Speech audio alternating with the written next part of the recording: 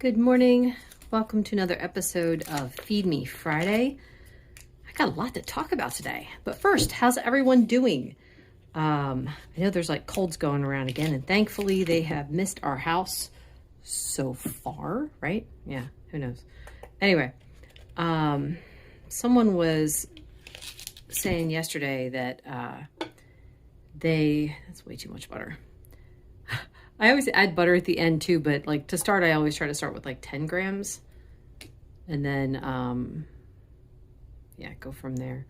Anyway, so someone was saying that, eating meat and eggs and butter all the time would just be so boring to them. Now, I haven't tried that yet. Honestly, I mean, it's the wrong order again. You guys can see from my Feed Me Friday videos, I start my morning every day with steak, eggs, butter, coffee, stuff like that.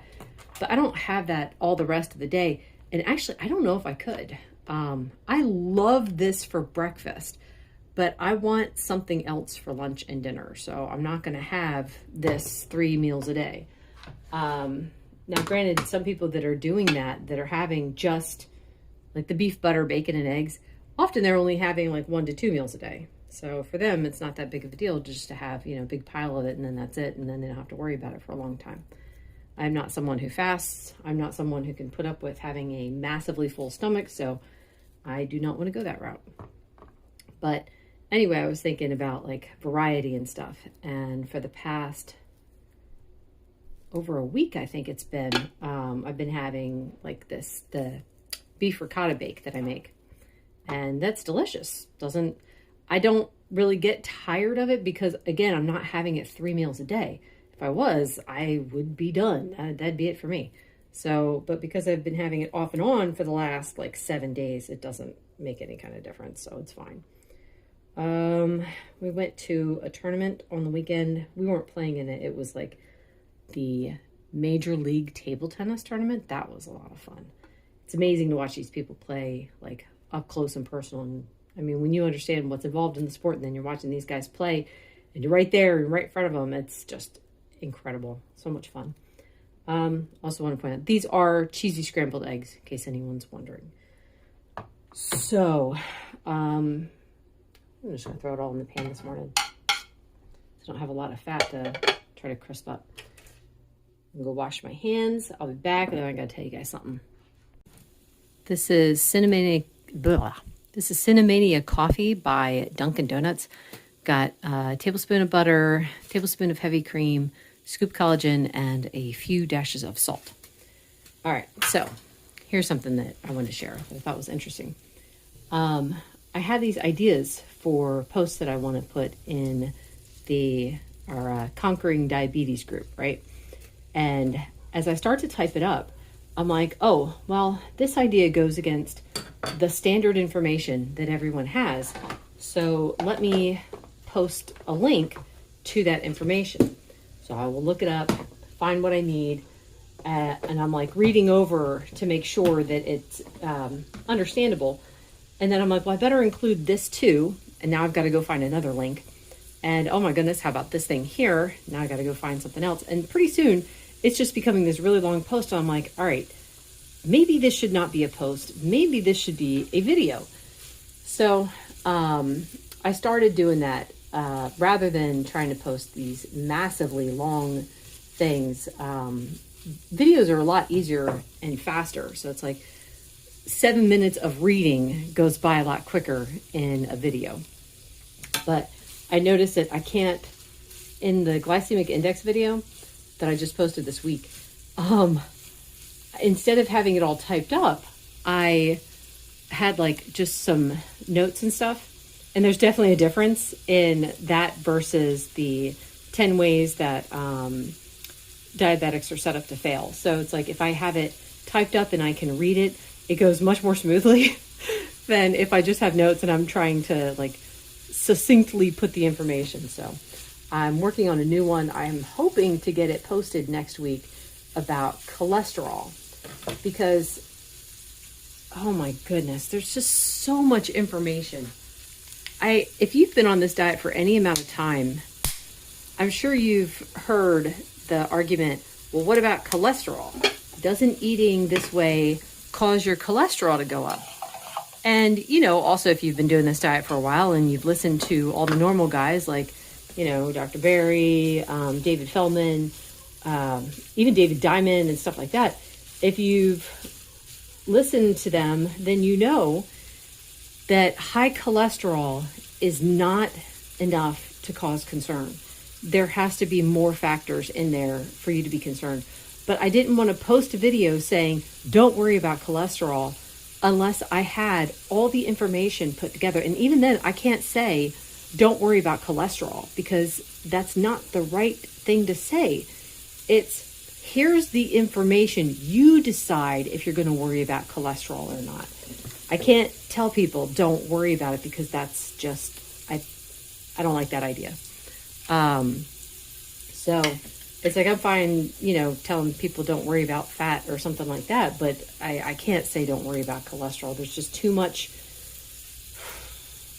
dogma, maybe.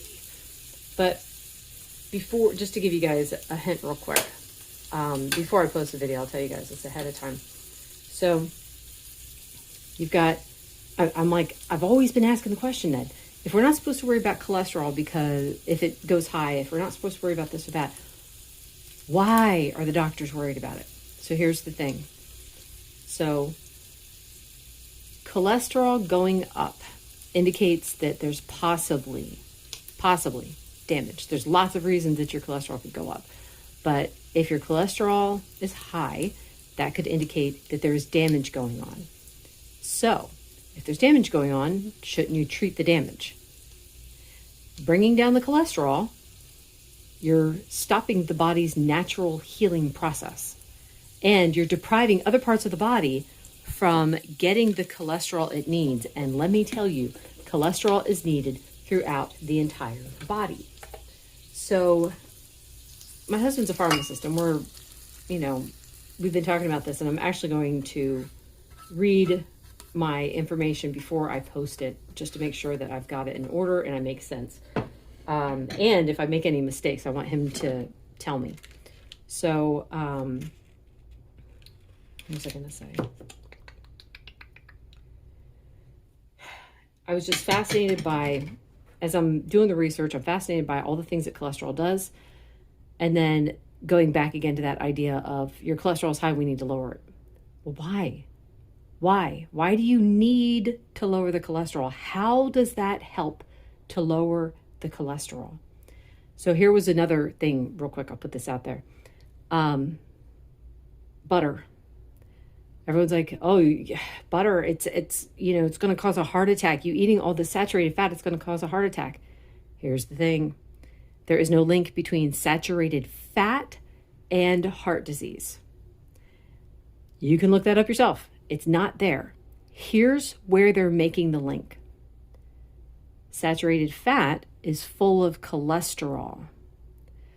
High cholesterol could be an indicator that you have heart disease. I say could because there's so many caveats to that. But because saturated fat is high in cholesterol, and everyone believes that high cholesterol is a strong indicator of heart disease, they'll say butter and other saturated fats will cause heart disease.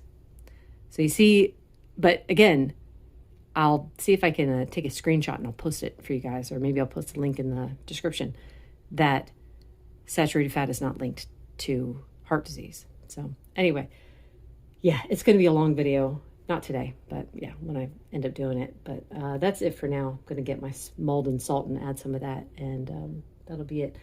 I am actually really looking forward to today's food. I'm making shrimp Alfredo, and then I'm making flank steak, and I'm hoping to make like a Korean flank steak.